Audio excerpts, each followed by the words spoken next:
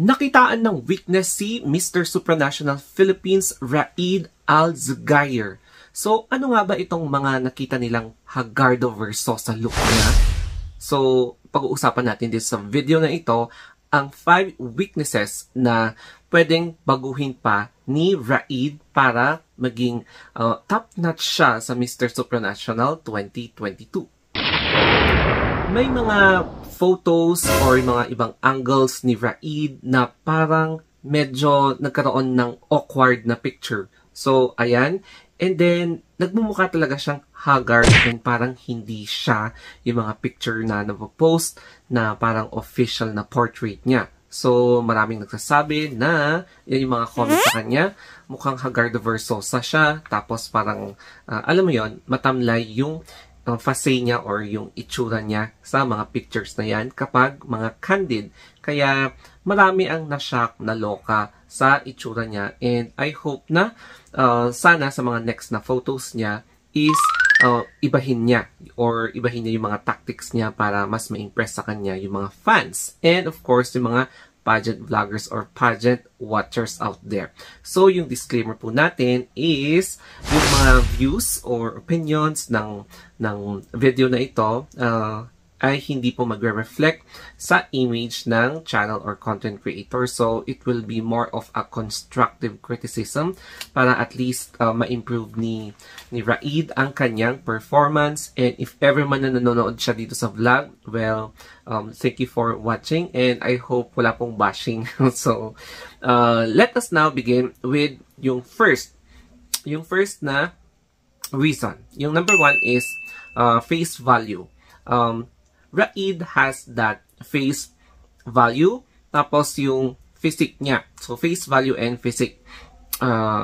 Mixed breed po siya, Arab and Filipino. So, makikita nyo naman, mestizo ang itsura niya, gwapo siya, tapos matangkad, 6'2", and ducks. Siyempre, pag alam nating ducks, siyempre botong-boto tayo dyan. Pero, char lang, no? And, siyempre, nasa jeans niya yan. So, that is unnatural na pwede niyang ipagmalaki. O, diba? Pero, yun nga lang, medyo there is inconsistencies, lalong-lalo na sa mga pictures.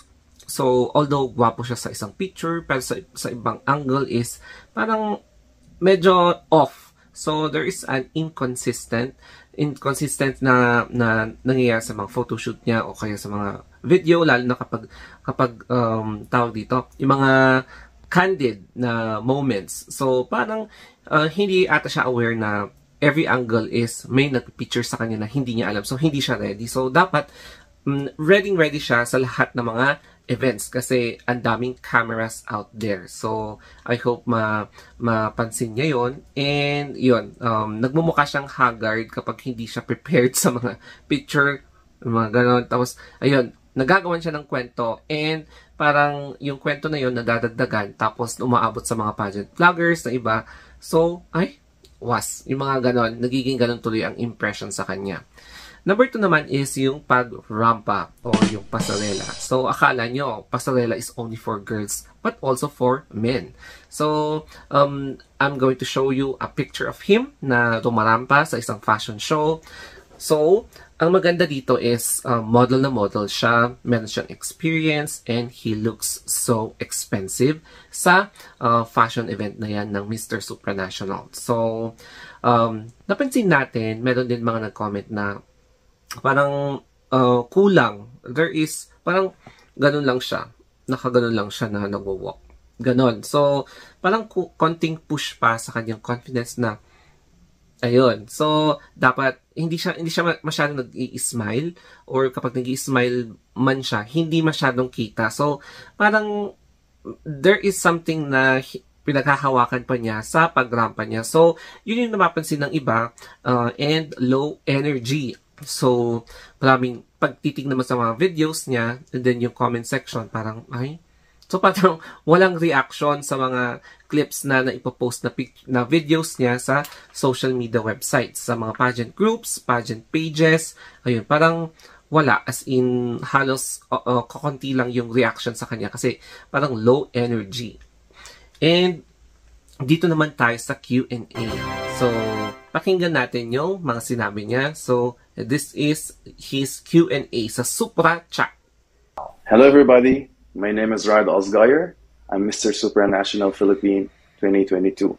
I am a biracial. My dad is Jordanian and my mom is Filipina. I used to be a flight attendant, and that experience taught me a lot of things, to observe people and to be compassionate towards others.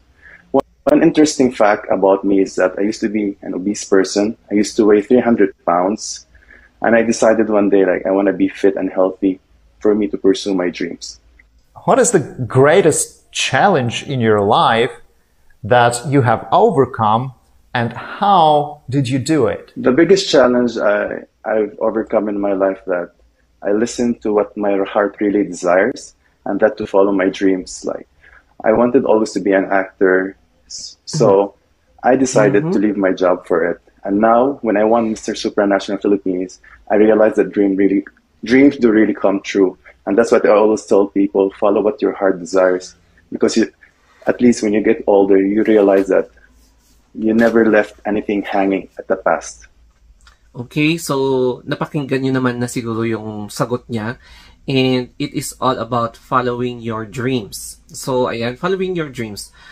Pero, ang inaasahan ng marami is ilalabas niya yung advocacy niya about sa bullying. So, hindi niya in-specify yung bullying na word. Hindi niya sinabi yung bullying na word.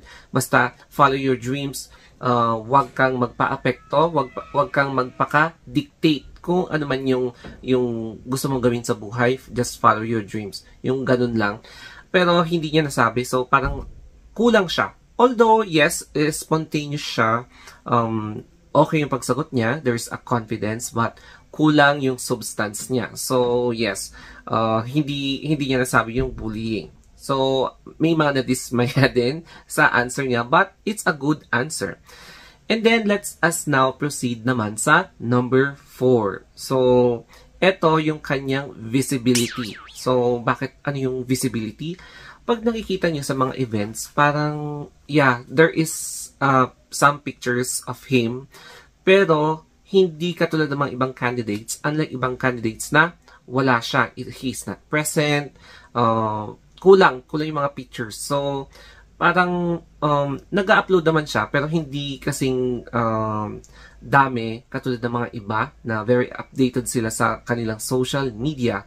So, although yes, he has his own social media, pero parang hindi siya masyadong nagpo-post. So, dapat, sa ngayon kasi na digital world, we need to further uplift ourselves to be further noticed sa social media because yan ang isang factor para mapansin tayo.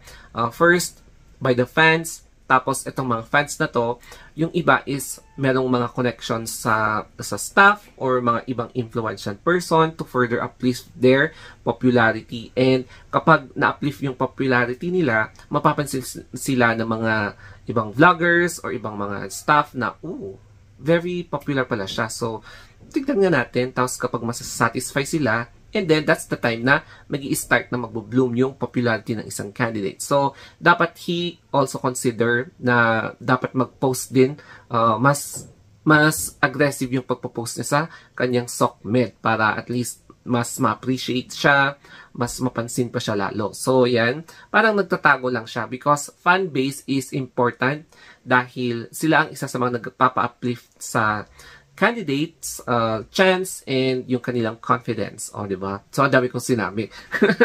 Ayan. And then, yung number 5 naman is, ito ang pinakapunot dulo ng lahat ng ito. Yung effect ng bullying. So, I think this is something related to his past experience. So, he was bullied because of his looks before.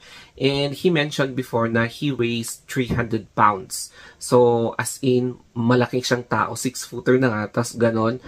Kaya, ayun, binubully siya. And then, hindi lang yon because of his race as a biracial Filipino Middle Eastern. So, nabubuli siya noon sa Middle East kung saan siya lumaki and nag-aral.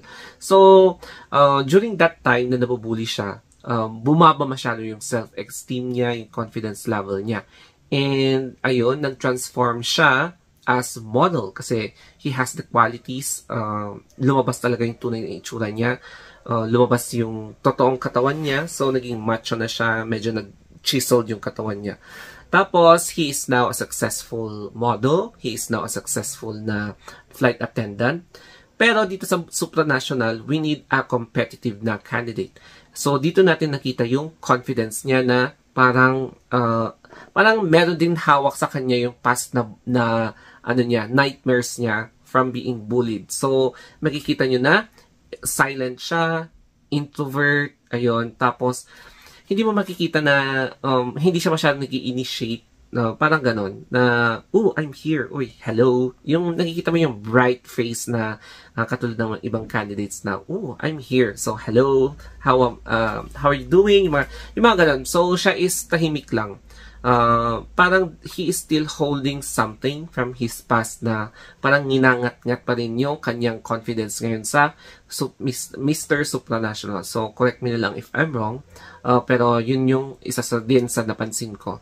Dahil dun sa effect ng kanyang bullying issue in the past. So, that's why kailangan niyang ilabas ito, especially sa Q&A, because makakatulong itong bullying na advocacy niya para ma-inform lahat ng mga katulad niya na nabullied before. And of course, me. I was also bullied many times for being who am I, being a member of the LGBT. So, as in, masakit, mapait. And it is really causing me flashbacks hanggang ngayon na, alam mo yun, yung pinagkakaisahan ka, yung physically, emotionally, mentally, kaya it really affected my concentration sa school, it affected my safety.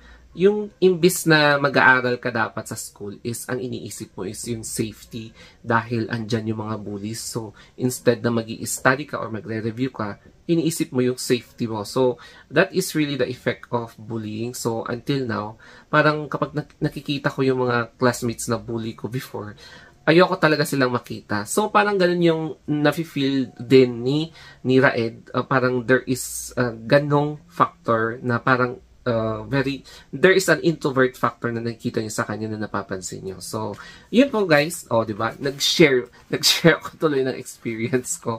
Ayan. And, despite all of this, malayo pa ang finals night ng Mr. Supranational. And, yes, I still hope na makapasok siya and magkaroon siya ng podium finish sa Mr. Supranational 2022, and let us support him and ibigay natin ang full na support sa kanya in full force, lalong-lalo na sa finals night ng Mr. Supranational. So I hope for Mr. Raed the best of his abilities para naman he can make the Philippines proud. So that's all guys. If you want more updates from me, ayan, mag-subscribe lang kayo sa channel ko for more pageant updates and of course mga personal updates from me or mga funny moments from me, o diba yung mga pampag-good vibes na vlogs ko kung minsan, the Star of Anthony Vlogs. And if you have anything or any questions, mag-question lang kayo, you can DM me sa aking Facebook page or Instagram, The Story of Anthony. So hanggang dito na lamang po. Thank you for watching and have a wonderful day.